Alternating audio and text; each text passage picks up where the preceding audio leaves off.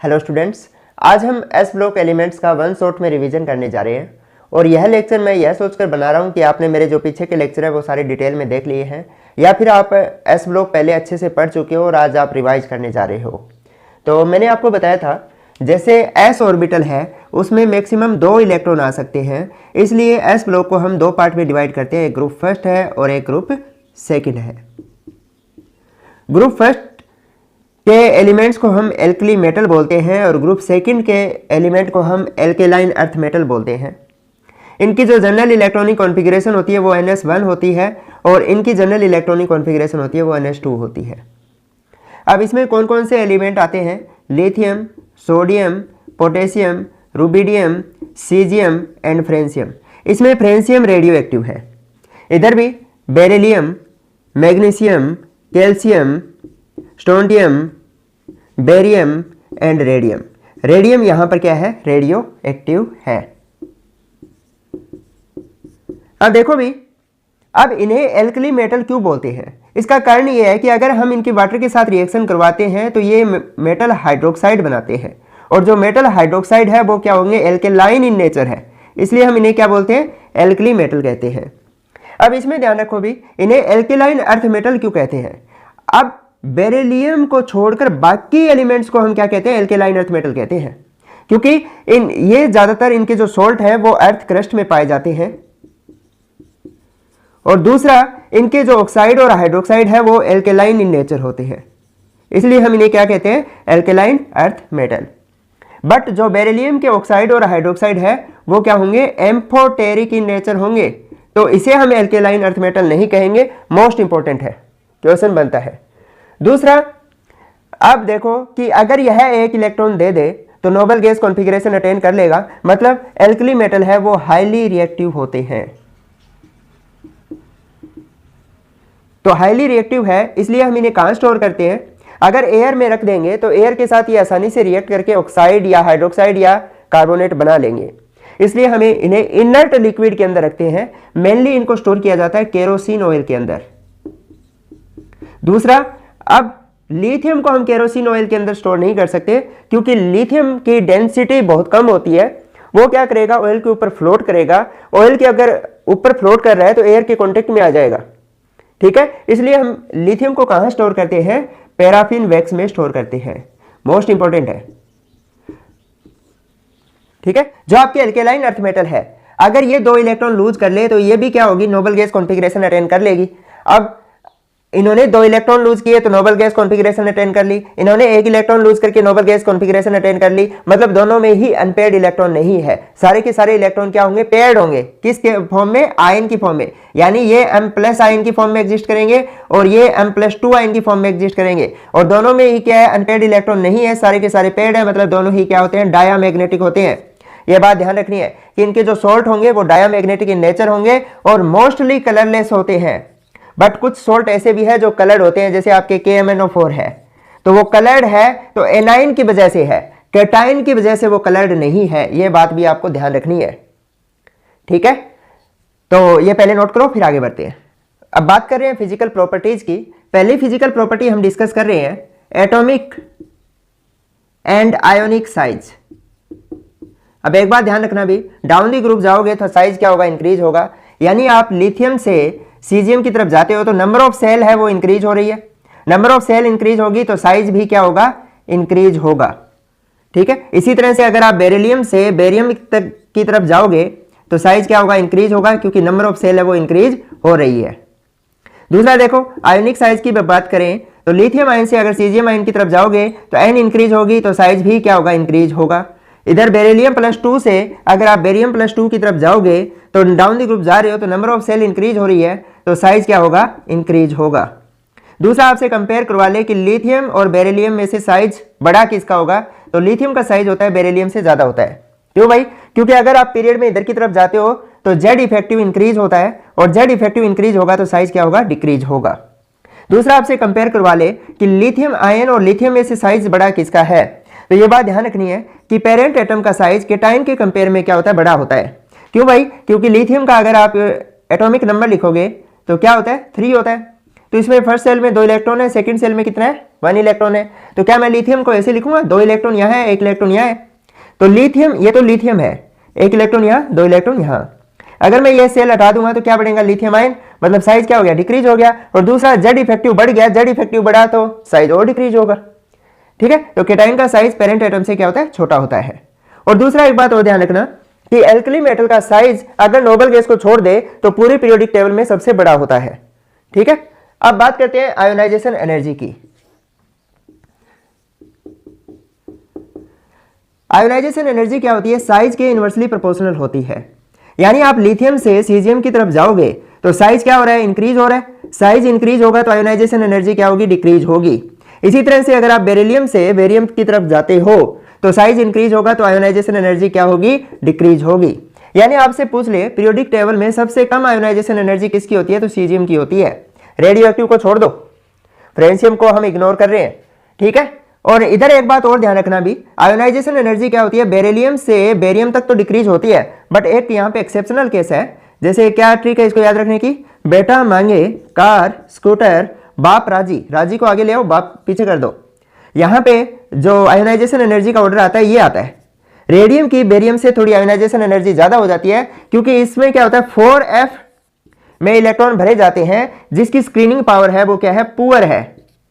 ठीक है, जिसके कारण क्या होगा, आउटर इलेक्ट्रॉन पे अट्रैक्शन बढ़ जाएगी, जिसके कारण रेडियम की जो आयोनाइजेशन एनर्जी है वो बेरियम से ज्यादा हो जाती है।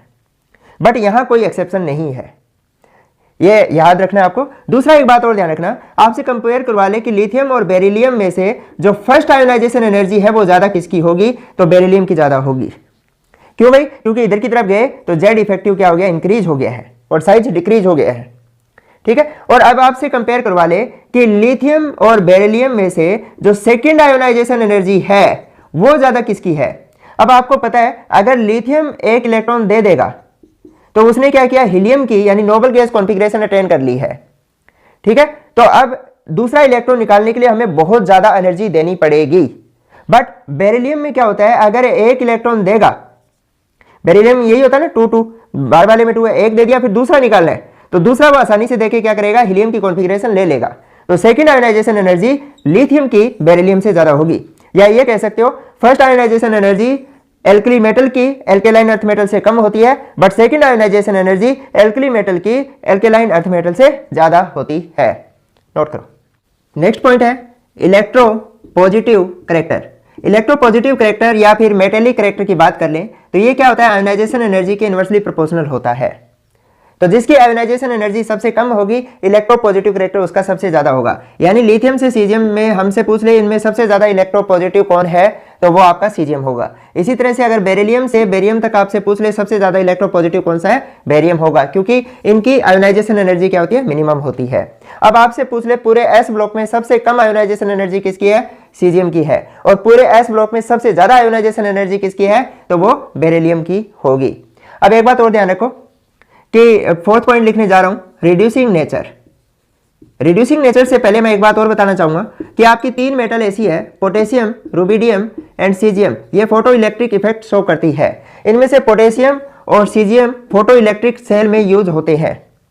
ठीक है, अब रिड्यूसिंग नेचर की बात करें तो रिड्यूसिंग नेचर क्या होता है कि आप डाउन दी ग्रुप जाओगे, जैसे sodium, potassium, rubidium, caesium, reducing nature increase होगा क्योंकि आयोनाइजेशन एनर्जी डिक्रीज हो रही है। बट इसके अकॉर्डिंग तो क्या होना चाहिए था, लिथियम का सबसे कम होना चाहिए था, बट लिथियम का जो रिड्यूसिंग नेचर है वो सबसे ज्यादा है। क्यों भाई, क्योंकि इसके हाइड्रेशन एनर्जी है वो ज्यादा है। रिड्यूसिंग नेचर कैसे निकालेंगे, इलेक्ट्रोड पोटेंशियल के बेस पे निकालते हैं इनका, कि पहले हमें क्या करना होगा, मेटल को गैसियस फॉर्म में कन्वर्ट करना होगा, क्योंकि सॉलिड फॉर्म है ना, तो इसके लिए जो एनर्जी दी जाती है वो सब्लिमेशन एनर्जी होती है। फिर हम आयोनाइजेशन एनर्जी देके आयंस बनाएंगे, ठीक है, और उसके बाद में हम वाटर में डाल के एक्वा सोल्यूशन में लाएंगे, तो यहाँ कौन सी एनर्जी रिलीज होगी, हाइड्रेशन एनर्जी। तो इन तीनों के सम से हमें क्या मिलता है, इलेक्ट्रोड पोटेंशियल मिलता है, और इसी के सम से हम रिड्यूसिंग नेचर निकाल सकते हैं। तो क्योंकि इसके केस में हाइड्रेशन एनर्जी बहुत ज्यादा है, तो इसके कारण इसका रिड्यूसिंग नेचर सबसे ज्यादा होगा। दूसरा, बेरिलियम से अगर आप बेरियम तक की तरफ जाते हो तो रिड्यूसिंग नेचर क्या होता है, इंक्रीज होगा। रिड्यूसिंग नेचर समझ रहे हो ना, एक इलेक्ट्रॉन ये दे देते हैं तो दूसरे को देंगे, तो दूसरे का क्या करवा रहे हैं, रिडक्शन करवा रहे हैं, और खुद क्या हो रहे हैं, ऑक्सीडाइज हो रहे हैं। ठीक है, इसके बाद में बात करते हैं हम डेंसिटी की। डेंसिटी आपको पता है क्या होती है, मास बाय वॉल्यूम होता है। अब डाउन दी ग्रुप जाते हो तो मास भी इंक्रीज होगा, वॉल्यूम भी इंक्रीज होगा, बट जो मास फैक्टर है वो डोमिनेट करता है। यानी अगर आप लिथियम से सोडियम, पोटेशियम, रुबिडियम, सीजियम की तरफ जाओगे तो डेंसिटी क्या होनी चाहिए, इंक्रीज होनी चाहिए। बट एक एक्सेप्शन है यहाँ पर, लिथियम से ज़्यादा डेंसिटी होती है पोटेशियम की, फिर सोडियम की, फिर रुबिडियम और फिर सीजियम की। यहाँ पोटेशियम की डेंसिटी सोडियम से कम होने का कारण ये है क्योंकि इसकी जो इनर सेल है वो इनकम्प्लीट है। इनकम्प्लीट है तो इसकी वॉल्यूम एक्सपेंड हो जाएगी, वॉल्यूम एक्सपेंड होगी तो डेंसिटी क्या हो जाएगी, डिक्रीज हो जाएगी। इसके बाद में आता है कि अगर आप बेरिलियम से कैल्शियम तक जाते हो तो डेंसिटी डिक्रीज होगी, और कैल्शियम से अगर आप बेरियम तक जाते हो तो डेंसिटी इंक्रीज होगी। ये मैं एल्केलाइन अर्थ मेटल की बात कर रहा हूं। तो यहां पर क्या लिखेंगे, सबसे कम कैल्शियम की होगी, फिर मैग्नीशियम की होगी, फिर बेरिलियम की होगी, उसके बाद में स्ट्रोंटियम की होगी, उसके बाद में बेरियम की होगी। कैल्शियम और मैग्नीशियम का तो सेम इसी तरीके से हम एक्सप्लेन कर देंगे क्योंकि कैल्शियम का इनर सेल है वो इनकम्प्लीट है, इस कारण वॉल्यूम एक्सपेंड होगी, डेंसिटी कम होगी। बट बेरिलियम का साइज बहुत छोटा होता है और आपको पता है एस ब्लॉक में अगर सबसे कम साइज है तो वो बेरिलियम का है, तो इसके कारण इसकी डेंसिटी क्या होगी, ज्यादा होगी। क्योंकि साइज कम है तो वॉल्यूम कम होगी, वॉल्यूम कम होगी तो डेंसिटी ज्यादा होगी। इसके बाद बात करते हैं मेल्टिंग पॉइंट और बॉइलिंग पॉइंट की। तो पहले मेल्टिंग पॉइंट की बात कर लेते हैं। अगर आप लिथियम से सीजियम की तरफ जा रहे हो तो मेल्टिंग पॉइंट डिक्रीज होगा। क्यों भाई, क्योंकि साइज इंक्रीज हो रहा है तो मेटेलिक स्ट्रेंथ है वो डिक्रीज होगी। साइज इंक्रीज होगा तो मेटेलिक स्ट्रेंथ क्या होगी, डिक्रीज होगी। और अगर आप इसी तरह से बेरिलियम से बेरियम की तरफ जाओगे तो मेल्टिंग पॉइंट क्या होना चाहिए था, डिक्रीज होना चाहिए था। बट यहां पे एक एक्सेप्शन है। यहां पे एक्सेप्शन क्या है, इसका ऑर्डर याद रखना पड़ेगा आपको। बेटा, कन्या सुंदर, बाप से मांगे। ठीक है, यानी बेटा बेरिलियम है यहां पे, तो यहां पे जो मेल्टिंग पॉइंट है वो बेरिलियम का सबसे ज्यादा होगा, फिर कैल्शियम का होगा, फिर स्ट्रोंटियम का होगा, फिर बेरिलियम का होगा और सबसे कम मैग्नीशियम का होगा। ठीक है, इसका कारण ये बताते हैं कि इनकी जो मेटेलिक लेटिस है उनके बीच में डिस्टेंस, जो मेटेलिक लेटिस में लेयर्स होती है इनकी, उनके बीच में डिस्टेंस ज्यादा है, जिसके कारण अट्रैक्शन कम होगी, जिसके कारण इसका जो मेल्टिंग पॉइंट है वो डिक्रीज हो गया। ठीक है, और जो एक्सेप्शनल केस है वो मोस्ट इंपॉर्टेंट है, भी उनको अच्छे से याद रखना है, उस पर क्वेश्चन बनता है। इसी तरह अगर मैं बॉइलिंग पॉइंट की बात करूं तो बॉइलिंग पॉइंट की बात करूंगा तो इसमें कोई एक्सेप्शन नहीं है। एल्कली मेटल में लिथियम से सीजियम की तरफ जाओगे तो मेटेलिक स्ट्रेंथ डिक्रीज होगी तो बॉइलिंग पॉइंट भी क्या होगा, डिक्रीज होगा। बट जो एल्केलाइन अर्थ मेटल है वहां पे एक्सेप्शन आता है।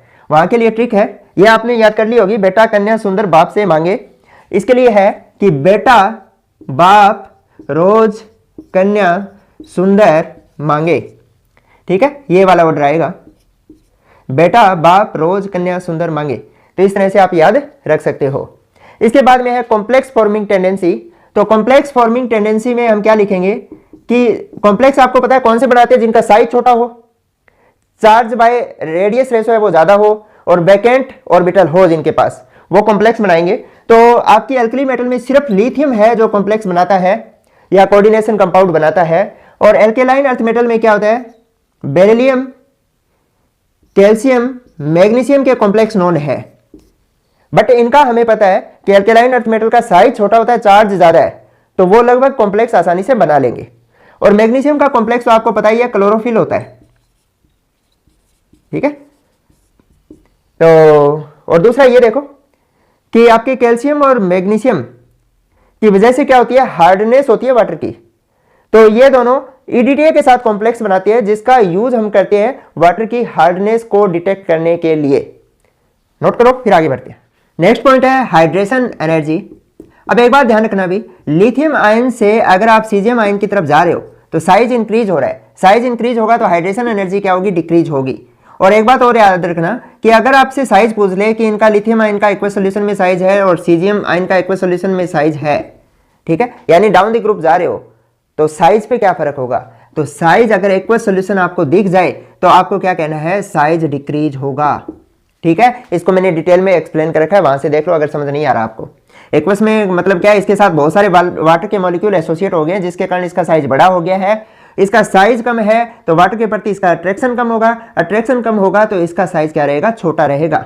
या फिर आपसे ये भी पूछ लेता है, ये तो साइज हो गया, साइज क्या होगा, लिथियम आयन का सबसे ज्यादा है। दूसरा पूछ ले इसमें आयनिक मोबिलिटी या कंडक्टिविटी, पूछ ले इनमें एक्वस सॉल्यूशन में सबसे ज्यादा किसकी होगी, तो कंडक्टिविटी उसी की ज्यादा होगी जिसकी आयनिक मोबिलिटी ज्यादा होगी। आयनिक मोबिलिटी किस पे डिपेंड करती है, साइज पे। साइज छोटा है तो आयनिक मोबिलिटी ज्यादा है, आयनिक मोबिलिटी ज्यादा है तो कंडक्टिविटी भी ज्यादा है। यानी आप लिथियम आयन से सीजियम आयन की तरफ जाओगे एक्वस सॉल्यूशन में, तो साइज क्या होगा, डिक्रीज हो रहा है, तो कंडक्टिविटी क्या होगी, इंक्रीज होगी, आयनिक मोबिलिटी भी इंक्रीज होगी। ठीक है। और नॉन एक्वस में पूछ ले, जैसे लिथियम प्लस और सीजियम प्लस सीधा ऐसे दे दे और उसमें कंडक्टिविटी पूछ ले, तो आप क्या कहोगे, ये ऑर्डर आएगा। ठीक है। या साइज का ऑर्डर पूछ ले तो साइज का ऑर्डर आपको मैंने पहले ही बता दिया था, साइज क्या होगा, डाउन द ग्रुप जाने पर इंक्रीज होगा। दूसरा देखो सेम इधर आएगा, बेरिलियम +2 से अगर आप बेरियम +2 की तरफ जाते हो और ये भी एक्वस है और ये भी एक्वस है, तो साइज क्या होगा, डिक्रीज होगा। ठीक है। आयनिक मोबिलिटी एंड कंडक्टिविटी क्या होगी, बेरिलियम +2 से अगर आप बेरियम +2 जा रहे हो और एक्वस सॉल्यूशन की बात हो रही है तो क्या होगी, इंक्रीज होगी, क्योंकि साइज डिक्रीज हो रहा है। इसके बाद बात करते हैं फ्लेम टेस्ट की। फ्लेम टेस्ट में क्या होता है, क्योंकि आपको पता है आयोनाइजेशन एनर्जी अल्कली मेटल हो चाहे अल्केलाइन अर्थ मेटल हो कम होती है, तो एक इलेक्ट्रॉन आसानी से क्या होता है, ग्राउंड स्टेट से एक्साइटेड स्टेट में चला जाता है। अब यहाँ पे क्योंकि यह अनस्टेबल है, क्यों गया अभी ग्राउंड स्टेट से एक्साइटेड स्टेट में, जब हमने फ्लेम दी, हीट दी, ठीक है, उसको एब्जॉर्ब करके गया है, क्योंकि यह अनस्टेबल है, यहां से रेडिएशन इमिट करेगा और ग्राउंड स्टेट में आ जाएगा। ठीक है। तो ये जो रेडिएशन इमिट होती है वो विजिबल रीजन में होती है, इसलिए वो पर्टिकुलर कलर शो करता है। जैसे आपका यहाँ पे बात करते हैं लिथियम, सोडियम, पोटेशियम, रुबिडियम और सीजियम की। लिथियम क्रीमसन रेड कलर शो करता है,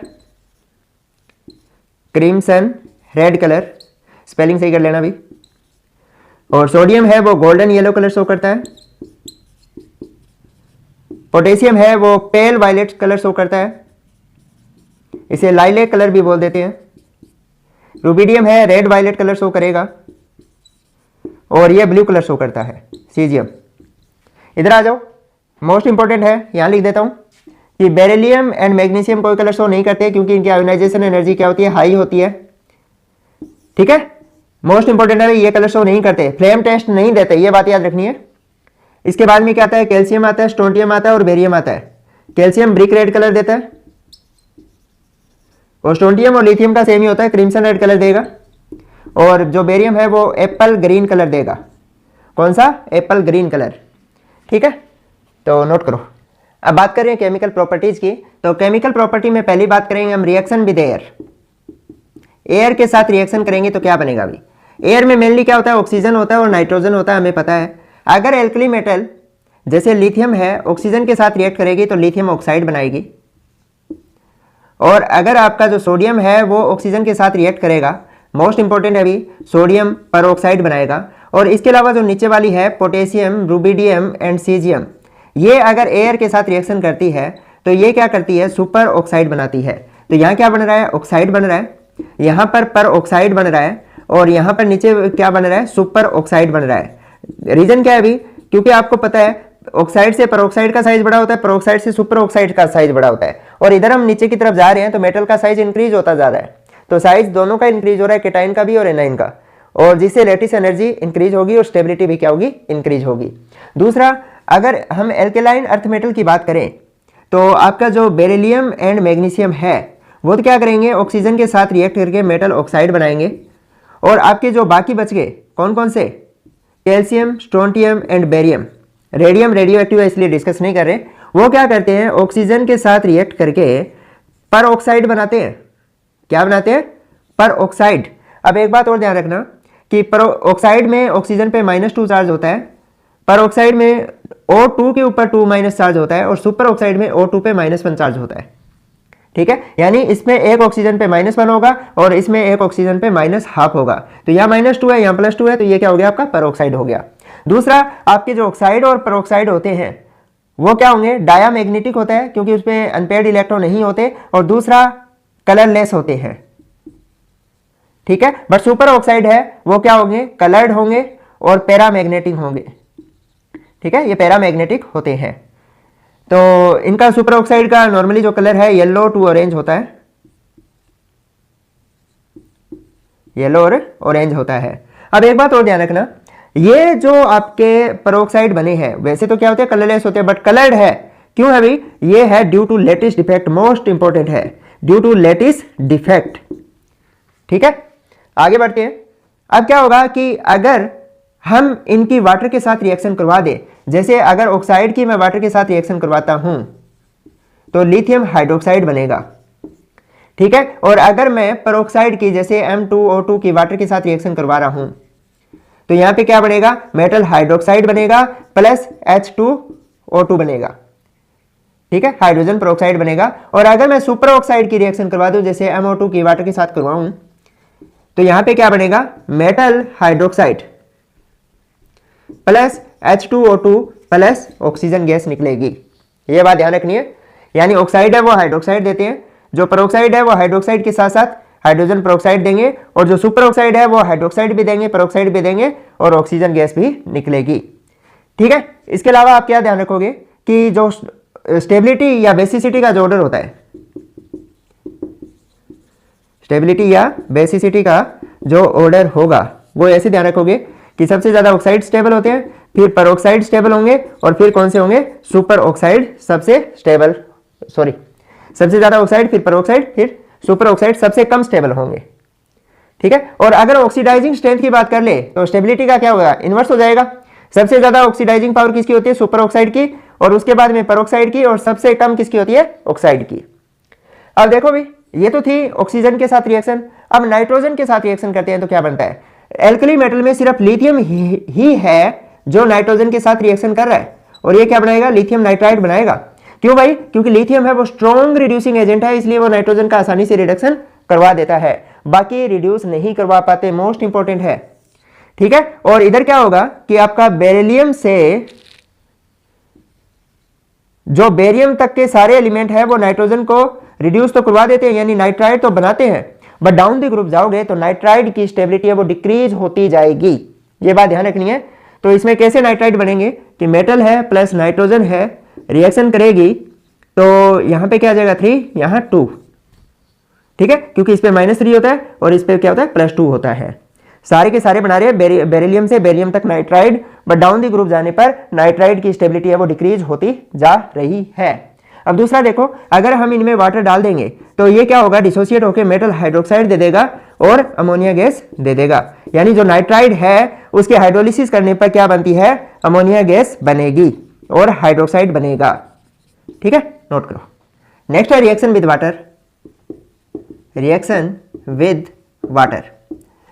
तो अब देखो भी, अगर एल्कली मेटल वाटर के साथ रिएक्शन करती है तो मेटल हाइड्रोक्साइड बनाएगी प्लस हाइड्रोजन गैस निकलेगी, और इसी तरह से अगर एल्केलाइन अर्थ मेटल वाटर के साथ रिएक्शन करती है तो मेटल हाइड्रोक्साइड बनाएगी और हाइड्रोजन गैस निकलेगी।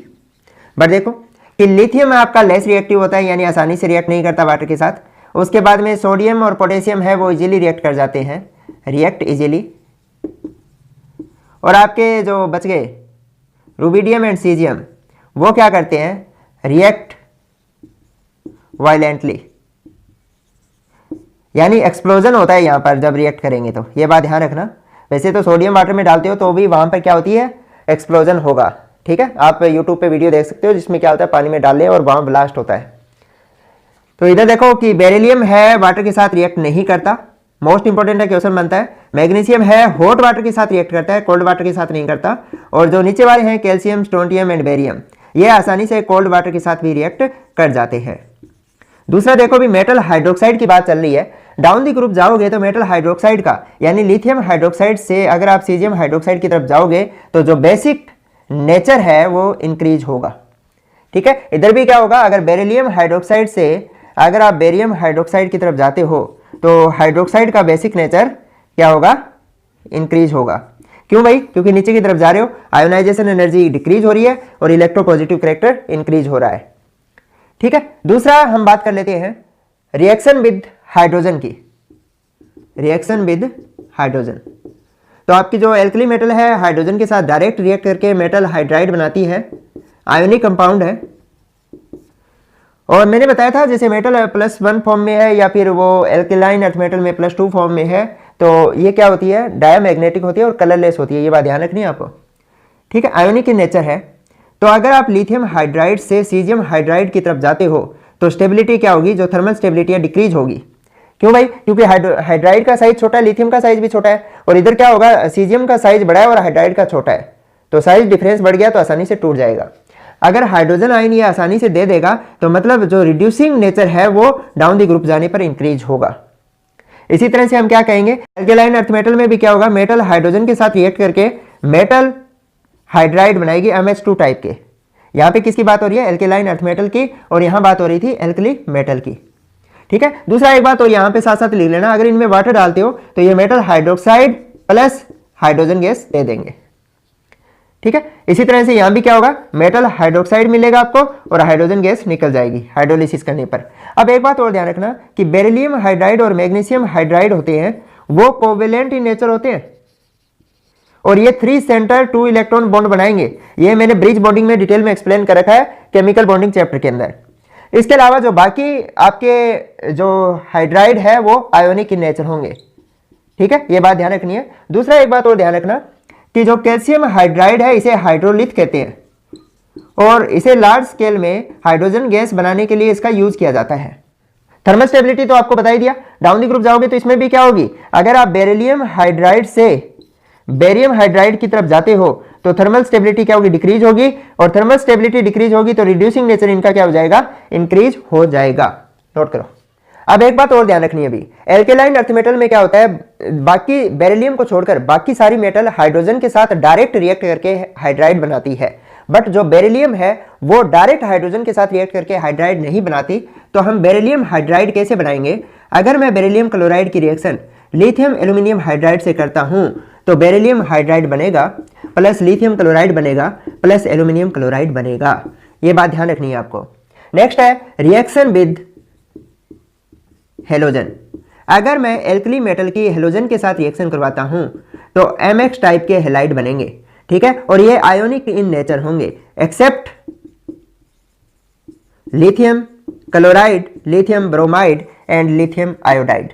इनमें क्या होता है, कोवेलेंट कैरेक्टर होता है। क्यों भाई, क्योंकि फजान रूल आपने पढ़ रखा है, लिथियम आयन का साइज क्या होता है, छोटा होता है, क्लोराइड ब्रोमाइड और आयोडाइड का साइज क्या होता है, बड़ा होता है, तो इसकी पोलराइजिंग पावर ज्यादा है, और क्लोराइड से ब्रोमाइड, ब्रोमाइड से आयोडाइड की तरफ जा रही है, लाइन का साइज बढ़ता जा रहा है, मतलब उसकी पोलराइजेबिलिटी बढ़ती जा रही है, जिस कारण से क्या होगा, कोवेलेंट कैरेक्टर बढ़ेंगे।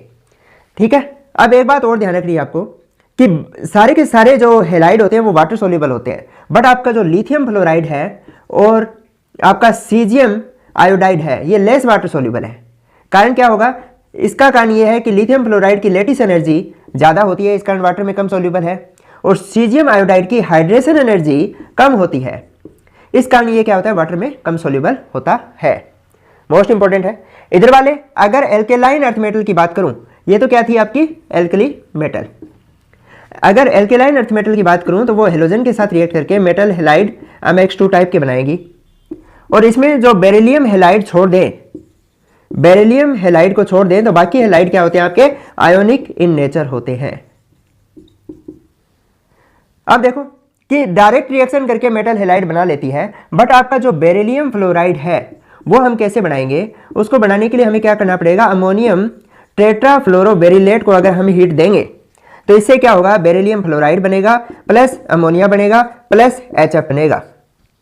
इसी तरह अगर मुझे बेरिलियम क्लोराइड बनाना है तो मुझे क्या होगा, बेरिलियम ऑक्साइड को कार्बन के प्रेजेंस में क्लोरीन के साथ रिएक्ट करवाऊंगा तो रिवर्सिबल रिएक्शन होगी, बेरिलियम क्लोराइड बनेगा और कार्बन मोनोऑक्साइड निकलेगी। और एक बात और ध्यान रखना, जो बेरिलियम क्लोराइड होता है वो डाइमर की फॉर्म में एग्जिस्ट करता है वेपर फेज में। कैसे बनाएगा, यहां क्लोराइड होगा, यहां क्लोराइड, यहां क्लोराइड, यहां क्लोराइड, और यहां पर क्या होगी, ब्रिज बॉन्डिंग होगी।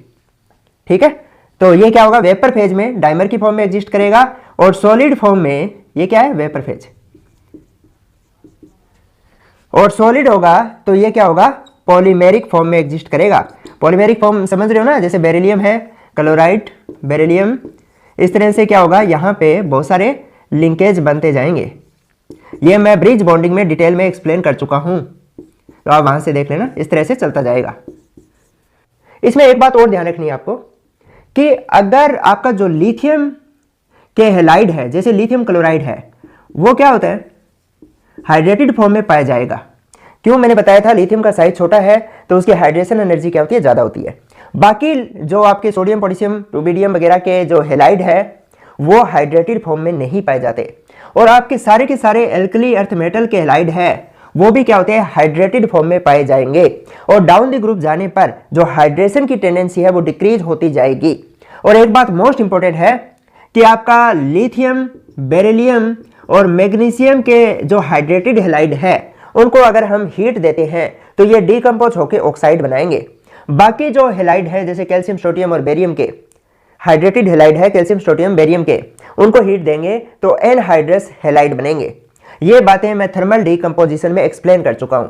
तो मोस्ट इंपॉर्टेंट है, नोट कर लेना कि लिथियम, बेरिलियम और मैग्नीशियम के हाइड्रेटेड हैलाइड हीट देने पर ऑक्साइड में कन्वर्ट हो जाते हैं, मतलब डीकम्पोजिशन होता है। बाकियों का डीकम्पोजिशन नहीं होता। दूसरा एक बात और याद रखना है कि आपका जो कैल्शियम क्लोराइड है उसका इसका यूज होता है डेसिकेटर में as a dehydrating agent.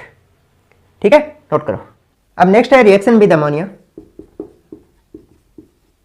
Ammonia के साथ रिएक्शन करवाएंगे तो क्या होगा, एल्कली मेटल है, अगर उसको मैं अमोनिया में डाल देता हूं तो ये आसानी से आयनाइज हो जाएगी, अमोनिएटेड मेटल आयन बनाएगी और अमोनिएटेड इलेक्ट्रॉन देगी। ठीक है, क्योंकि इसमें फ्री इलेक्ट्रॉन है तो मतलब ये क्या होगा, पैरामैग्नेटिक इन नेचर होगा, रिड्यूसिंग एजेंट की तरह बिहेव करेगा और इसका जो कलर होता है सोल्यूशन का वो क्या होता है, ब्लू कलर होता है। ठीक है, ये बात ध्यान रखनी है आपको। और दूसरा एक बात हमेशा ध्यान रखना कि अगर कंसंट्रेशन मैं लेस देन 3 मोल रखता हूं तो ये कंडीशन दिखाई देगी, ब्लू कलर होगा, यानी डी ब्लू कलर होता है। अगर कंसंट्रेशन में ग्रेटर देन 3 मोलर कर देता हूं तो आपका जो कंपाउंड है वो क्या हो जाएगा, डायामैग्नेटिक हो जाएगा। और दूसरा पेयरिंग हो गई इलेक्ट्रॉन की। ठीक है, तो कलर कौन सा हो जाएगा, इसका ब्रॉन्ज हो जाएगा। दूसरा, इसके अलावा एक बात और ध्यान रखना है कि अगर इसके अंदर इंप्योरिटी प्रेजेंट हो तो क्या होगा, मेटल है, इलेक्ट्रॉन है और अमोनिया है, ये आपस में रिएक्ट करके क्या बना देंगे, मेटल एमाइड बनाएंगे और हाइड्रोजन गैस निकल जाएगी। ठीक है, तो जो कलर है वो क्या होना शुरू हो जाएगा, फेड होना शुरू हो जाएगा। ठीक है, इसी तरह क्या होता है आपका। और एक बात और ध्यान रखना कि अब पहले मैं एल्केलाइन अर्थ मेटल का बता देता हूं। एल्केलाइन अर्थ मेटल में भी क्या होगा, अगर अमोनिया डालते हो, ये एल्केलाइन अर्थ मेटल है तो इसमें भी ये मेटल +2 फॉर्म में और यहाँ पे अमोनिया जुड़ जाएंगे, x मान लो, तो यहाँ x है, यहाँ y है, तो यहाँ क्या कर दोगे, x + y। तो यहाँ भी क्या करोगे अगर, x + y। ठीक है, तो इलेक्ट्रॉन के इर्द गिर्द क्या आ गया, अमोनिया आ गए हैं। 2 अमोनिया ना, तो 2y करना चाहो तो 2 कर देना। अब समझो ये भी क्या होगा, ब्लू कलर का होगा। ठीक है, क्योंकि फ्री इलेक्ट्रॉन है, पैरामैग्नेटिक होगा, रिड्यूसिंग एजेंट की तरह बिहेव करेगा। और अब देखो, अगर मैं इसमें से मेटल आयन निकालना चाहूं थोड़ी हीट देके तो हमें यहां पर हेक्सा अमोनिएट मिलेगा, यानी कॉम्प्लेक्स मिलेगा, ये वाला मोस्ट इंपॉर्टेंट है, हेक्सा अमोनिएट का कॉम्प्लेक्स मिलेगा। दूसरी बात, अगर मैं एल्कली मेटल की रिएक्शन, ये तो लिक्विड अमोनिया थी, गैसियस अमोनिया के साथ करवा दूं तो मेटल एमाइड मिलेगा और हाइड्रोजन गैस निकलेगी। बट यहां पर मेटल की जगह कौन सा हो सकता है, एक्सेप्ट लिथियम। ठीक है, बट लिथियम अमोनिया गैस के साथ रिएक्ट करती है, मोस्ट इंपॉर्टेंट है, तो लिथियम इमाइड बनेगा। ठीक है, इसके अलावा और ध्यान रखना कि आपका CH ट्रिपल बॉन्ड CH, इसके साथ कोई भी एल्कली मेटल मिलकर क्या बनाएगी, यहां से हाइड्रोजन निकाल देगी, यहां से भी हाइड्रोजन निकाल देगी, M2C2 टाइप के क्या बन जाएगी, एसिटाइलाइड बनेगा। बट यहां पर अगर लिथियम हो तो रिएक्शन नहीं होगी, मोस्ट इंपॉर्टेंट है। ठीक है, और इसी तरह एल्कोहल के साथ भी क्या होता है, जैसे आपका एल्कोहल है, मेटल है, क्योंकि यह एसिडिक हाइड्रोजन है, एसिडिक हाइड्रोजन को क्या करेगी, हटा देगी, जैसे सोडियम है, तो यहां क्या बनेगा, C2H5ONa, सोडियम इथोक्साइड बनेगा, प्लस H2 गैस निकलेगी। ठीक है, तो यहां से भी हाइड्रोजन निकल रही है, एल्कोहल से भी, इथाइन से भी हाइड्रोजन निकल रही है और गैसियस अमोनिया से भी हाइड्रोजन गैस निकलेगी। ठीक है, नोट करो। अब बात कर रहे हैं साल्ट्स ऑफ ऑक्सी एसिड्स। अब एक बात आपको ध्यान रखनी है, अभी मैं बार बार बता चुका हूं ये।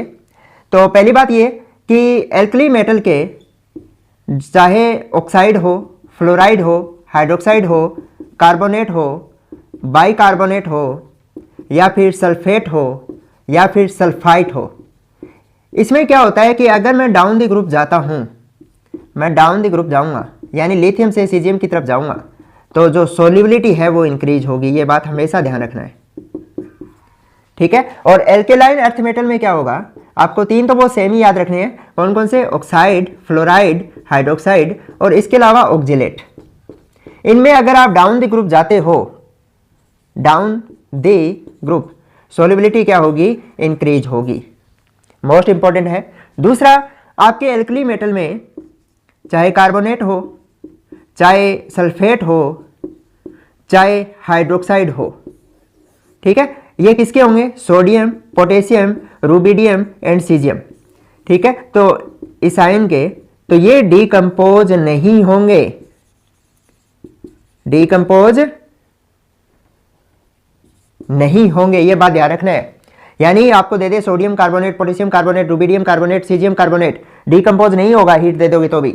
इसी तरह इनके सल्फेट भी डिकम्पोज नहीं होंगे, इनके हाइड्रोक्साइड भी डिकम्पोज नहीं होंगे। बट लिथियम के आप एल्कली मेटल की जगह यही लिख लो, बट लिथियम के डिकम्पोज हो जाएंगे। मोस्ट इंपॉर्टेंट है, इतना याद रख लो, इससे ही क्वेश्चन बन जाएगा आपका, ठीक है। तो पहले कार्बोनेट की बात करते हैं।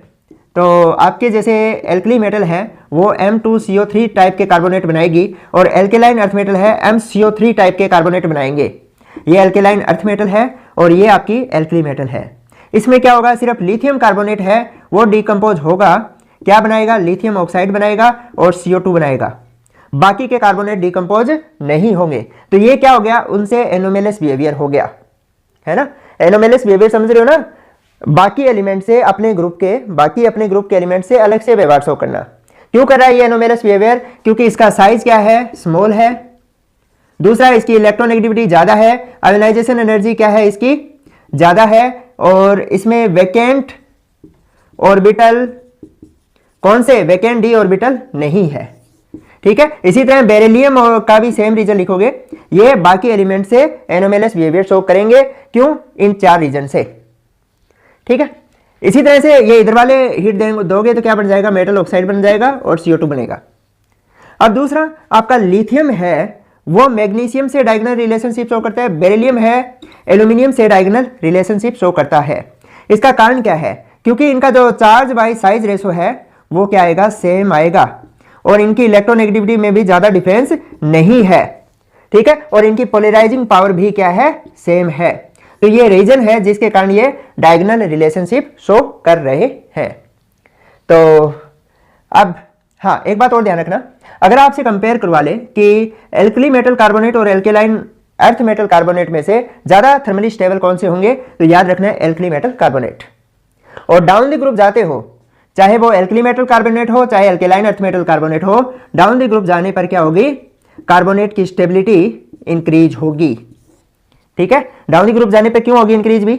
रीजन समझो, जैसे लिथियम कार्बोनेट से आप सीजियम कार्बोनेट की तरफ गए तो साइज बढ़ा, इसका साइज बढ़ेगा तो पोलराइजिंग पावर घटेगी, आयोनिक कैरेक्टर बढ़ेगा, और आयोनिक कंपाउंड है वो ज्यादा स्टेबल होता है as compare to covalent compound.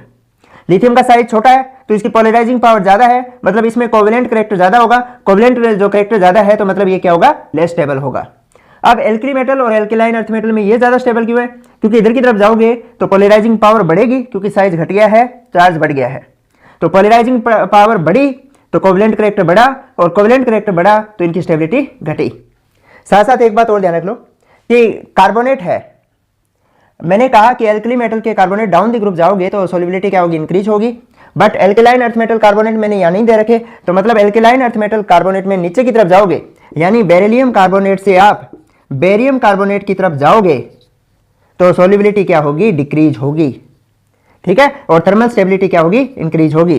But आप लिथियम कार्बोनेट से सीजियम कार्बोनेट की तरफ जाते हो तो थर्मल स्टेबिलिटी भी बढ़ती है और सॉल्युबिलिटी भी बढ़ती है। नोट करो। नेक्स्ट बात करें बाइकार्बोनेट की। तो बाइकार्बोनेट में क्या होगा? जो एल्कली मेटल बाइकार्बोनेट है ये वाले, और ये एल्केलाइन अर्थ मेटल बाइकार्बोनेट है। देखो भाई, आपके इसमें क्या होता है कि इनको अगर आप हीट दोगे तो ये metal carbonate plus carbon dioxide plus water बनाएंगे, और ये भी क्या होगी? अगर आप हीट दोगे तो metal carbonate plus CO2 plus water बनाएंगे। ये मैं थर्मल डिकम्पोजिशन में डिटेल में केमिकल बॉन्डिंग में लेक्चर बनाया था, एक्सप्लेन कर चुका हूं, उसको वहां से देखो आप। दूसरा, अब इनमें क्या होगा? चाहे बाइकार्बोनेट दोनों ही है, डाउन द ग्रुप जाओगे तो थर्मल स्टेबिलिटी क्या होगी? इंक्रीज होगी। यानी अगर आप लिथियम बाइकार्बोनेट से सीजियम बाइकार्बोनेट की तरफ जा रहे हो तो थर्मल स्टेबिलिटी इंक्रीज होगी और सॉल्युबिलिटी भी इंक्रीज होगी, ये लिखा हुआ है ना। और इसमें क्या होगा, अगर आप बेरिलियम बाइकार्बोनेट से बेरियम बाइकार्बोनेट की तरफ जाते हो तो थर्मल स्टेबिलिटी तो इंक्रीज होती है, बट जो सोल्युबिलिटी है वो क्या होगी, डिक्रीज होगी। मोस्ट इंपॉर्टेंट है। अब एक बात ध्यान रखना कि लिथियम बाइकार्बोनेट लिक्विड फॉर्म में पाया जाता है और बाकी सारे हैं जैसे सोडियम, पोटेशियम, रुबिडियम और सीजियम के बाइकार्बोनेट है वो किस फॉर्म में पाए जाएंगे, सॉलिड फॉर्म में पाए जाएंगे। ठीक है, इसी तरह इनके जो सारे बाइकार्बोनेट है वो लिक्विड फॉर्म यानी एक्वस सोल्यूशन में पाए जाते हैं, सोल्यूशन फॉर्म में पाए जाते हैं। अब एक बात और ध्यान रखना कि एक अमोनियम बाइकार्बोनेट भी ऐसा कार्बोनेट है जो सॉलिड फॉर्म में पाया जाता है। ठीक है, और एक बात और ध्यान रखना कि कैल्शियम और मैग्नीशियम के बाइकार्बोनेट के कारण आपके जो वाटर की टेम्परेरी हार्डनेस होती है। और नेक्स्ट है कि आपका जैसे सोडियम बाइकार्बोनेट है, ये बाइकार्बोनेट क्या होता है कि जो यूनिट है वो इनफाइनाइट यूनिट एक दूसरे के साथ जुड़ी हुई होगी। कैसे जुड़ी हुई होगी, जैसे ऐसे बनाते हैं C double bond O, O minus O H, और फिर यहाँ C double bond O minus O H. यहाँ पे क्या है, इस पे माइनस है, इस पे माइनस है, मतलब ऑक्सीजन ज्यादा इलेक्ट्रोनेगेटिव, यहाँ माइनस यहाँ प्लस, तो यहाँ क्या हो जाएगी, हाइड्रोजन बॉन्डिंग हो जाएगी। इस तरह से बहुत सारी यूनिट आपस में जुड़ी हुई होगी। बट जो आपका यहाँ पे MHCO3 यानी M की जगह क्या हो सकता है, पोटेशियम, रुबिडियम, सीजियम हो सकता है, तो इसमें क्या होगा, ये डायमेरिक फॉर्म में पाई जाएगी। डायमेरिक फॉर्म कैसे बनाएंगे, O माइनस है, OH है, डबल बॉन्ड O है, यहाँ पे क्या आएगा OH O minus double bond O, तो यहाँ हाइड्रोजन बॉन्ड हो जाएगा और इस तरह से क्या होगी, डायमेरिक फॉर्म में मिलेगी। मोस्ट इंपॉर्टेंट है, क्वेश्चन बन सकता है, नोट करो। नेक्स्ट हम डिस्कस कर रहे हैं सल्फेट के बारे में। तो आपके ये एल्कली मेटल सल्फेट है M2SO4, MSO4 alkaline earth metal sulphate है। अब देखो भी सल्फेट के केस में भी क्या होगा, अगर लिथियम सल्फेट से अगर आप सीजियम सल्फेट की तरफ जाओगे तो जो थर्मल स्टेबिलिटी है वो इंक्रीज होगी। और दूसरा देखो, सोल्युबिलिटी सल्फेट के डाउन द ग्रुप क्या हो रही है, इंक्रीज हो रही है। इधर भी क्या होगा, अगर आप बेरिलियम सल्फेट से बेरियम सल्फेट की तरफ जाते हो तो इसमें थर्मल स्टेबिलिटी तो इंक्रीज ही होगी बट सोल्युबिलिटी डिक्रीज होगी। दूसरा याद रखना भी, beryllium sulphate and magnesium sulphate soluble होते हैं क्योंकि इनकी हाइड्रेशन एनर्जी होती है वो हाई होती है और लेटिस एनर्जी के कंपेयर में। हम ये कह सकते हैं कोई भी सोल्यूबल कब होगा कंपाउंड, जब उसकी हाइड्रेशन एनर्जी लेटिस एनर्जी से ज्यादा हो। तो इन केस में क्या होती है, इनकी हाइड्रेशन एनर्जी हाई होती है।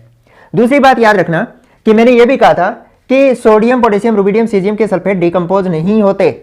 ठीक है, यानी यहां पर क्या होगा, सिर्फ लिथियम का जो सल्फेट है उसको अगर आप हीट दोगे तो डिकम्पोज होकर लिथियम ऑक्साइड प्लस SO3 देगा, जो फर्दर डिकम्पोज होकर SO2 प्लस O2 दे देगा।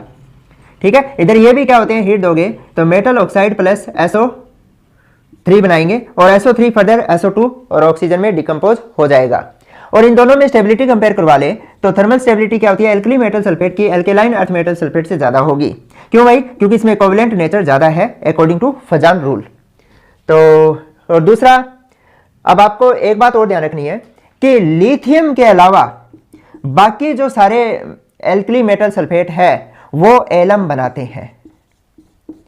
ठीक है, तो मोस्ट इंपॉर्टेंट है, क्वेश्चन बनता है। इसके अलावा जो आपका बेरियम सल्फेट है उसको मैं कार्बन के साथ हीट दे दूं तो ये क्या कर देगा, barium sulphide plus CO gas निकलेगी, यानी कार्बन की प्रेजेंस में इसका क्या हो जाता है, रिडक्शन हो जाता है।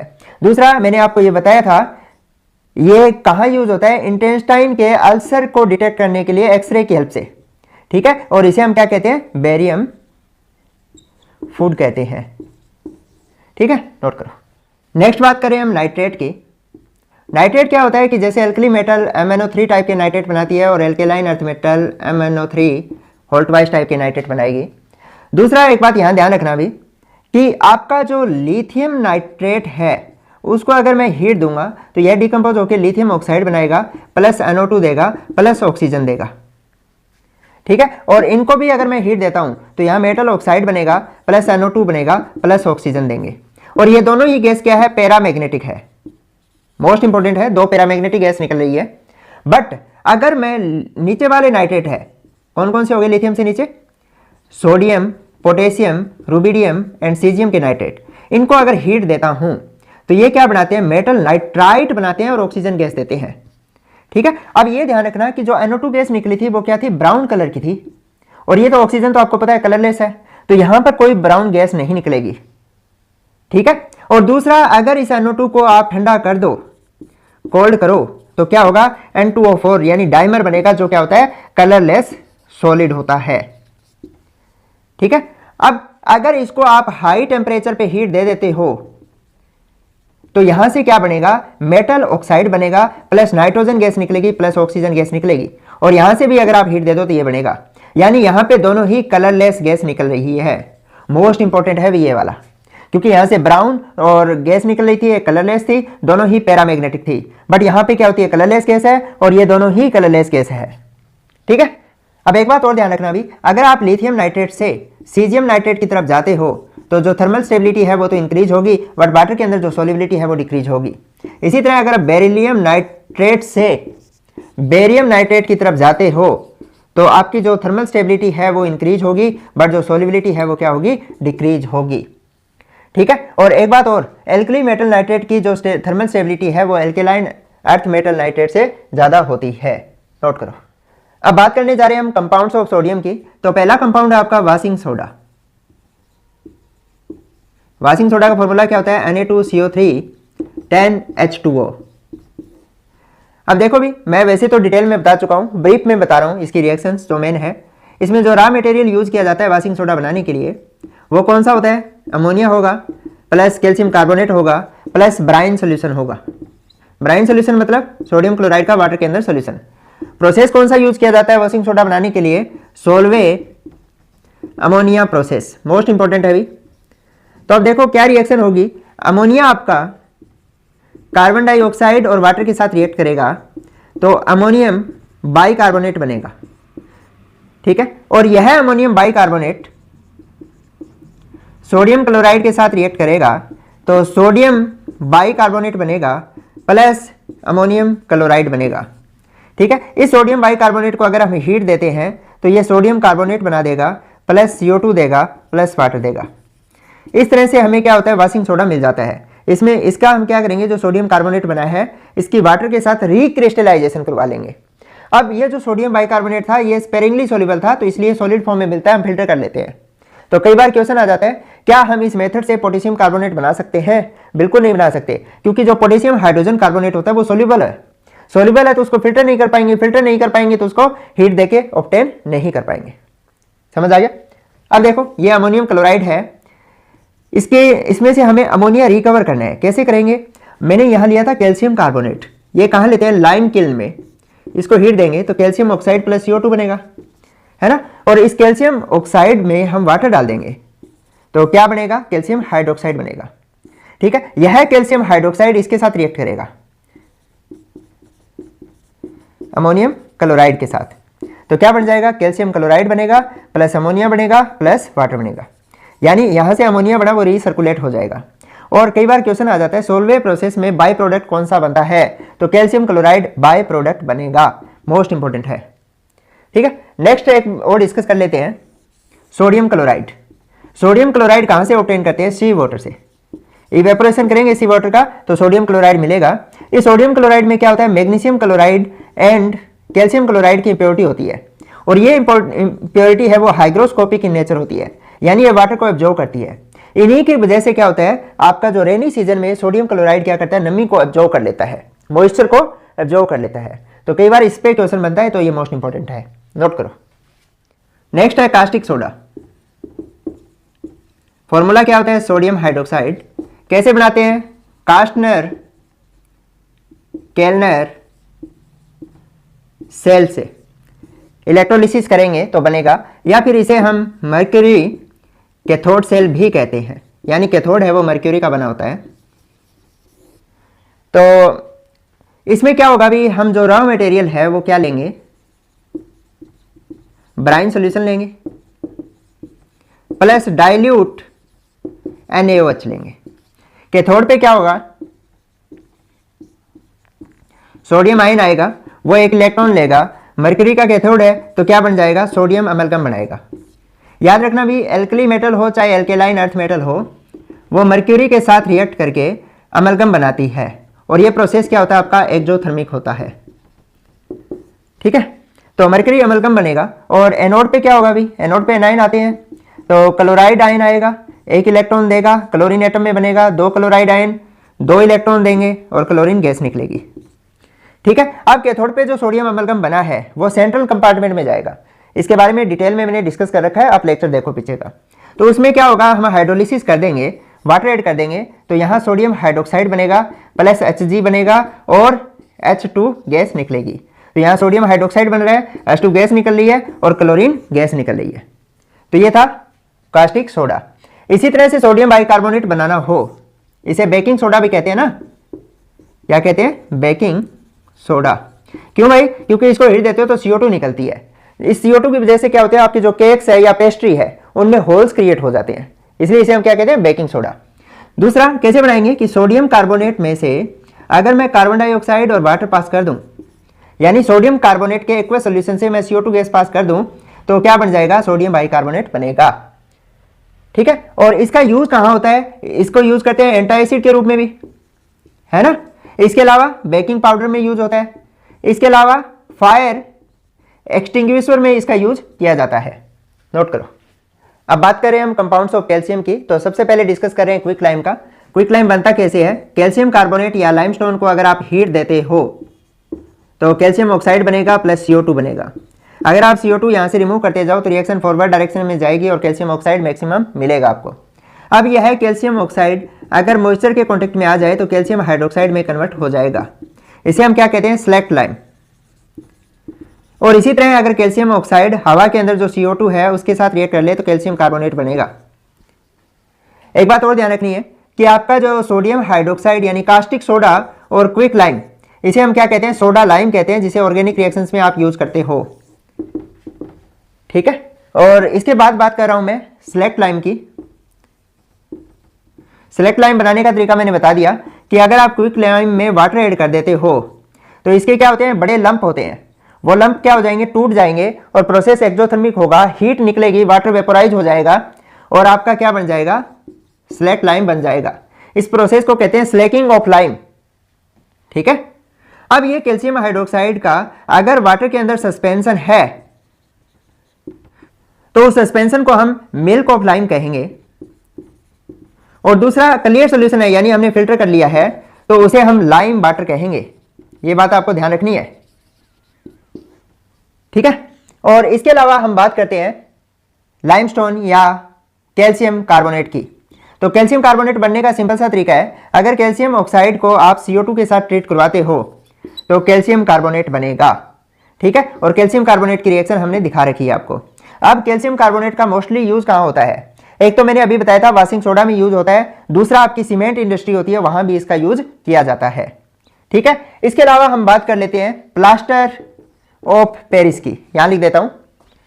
तो प्लास्टर ऑफ पेरिस कैसे बनता है, आपका जो जिप्सम है क्या होता है, कैल्शियम सल्फेट 2H2O, इसको अगर 393 केल्विन पे हीट देते हो तो कैल्शियम सल्फेट हेमीहाइड्रेट बनता है जिसे हम POP कहते हैं।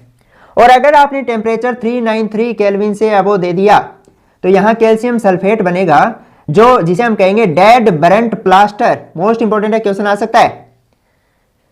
ठीक है। अब आपका जो यहां पे POP बना है इसकी जब रीहाइड्रेशन आप करोगे तो इसकी क्या हो जाएगी, मतलब सेटिंग हो जाती है। तो जिस कारण से इसे आप या तो घरों की जो छत होती है वहां पे POP करने के लिए यूज कर सकते हो, या कोई फ्रैक्चर हो गया वहां पे भी प्लास्टर लगाने के लिए इसका यूज किया जाता है। अब एक बात और ध्यान रखना, इसकी सेटिंग को हम अगर कॉमन साल्ट डाल दें तो सेटिंग आसानी से हो जाएगी, यानी रिएक्शन क्या हो जाएगी, फास्ट हो जाएगी कॉमन साल्ट की प्रेजेंस में। बट अगर हमने बोरेक्स या एलम डाल दिया तो ये क्या करेगा, सेटिंग प्रोसेस को स्लो कर देगा। ये मोस्ट इंपॉर्टेंट है, अभी नोट करो। लास्ट आपका सीमेंट। वैसे तो मैंने सीमेंट के बारे में लास्ट लेक्चर में डिटेल में एक्सप्लेन कर रखा है, फिर भी ब्रीफ में बता देता हूं। यह क्या होता है कि calcium silicate and calcium aluminate का मिक्सचर होता है, इसमें जिप्सम ऐड कर देते हैं। जिप्सम क्या करता है, जो सीमेंट के सेटिंग टाइम को इंक्रीज कर देता है, यानी उसके सेटिंग प्रोसेस को स्लो करता है। मोस्ट इंपॉर्टेंट है, क्वेश्चन बनता है। अब सीमेंट में कौन कौन से कॉन्स्टिट्यूट होते हैं जो ऐड किया जाता है, तो कॉन्स्टिट्यूट इसमें होता है कैल्शियम ऑक्साइड 50 to 60% होता है, सिलिका होगी 20 to 25%, इसके अलावा Al2O3 होता है 5 to 10%, इसके अलावा आपका Fe2 O3 होता है 2 to मैग्नीशियम ऑक्साइड होता है, मैग्नीशियम ऑक्साइड होगा 2 to 3%, और इसके अलावा Fe2O3 और SO3 ये दोनों ही क्या होते हैं 1 to 2% होते हैं। यानी आप अलग अलग लिखना चाहो ऐसे लिख लो, 1 to 2% ये होगा और 1 to 2% ये होगा।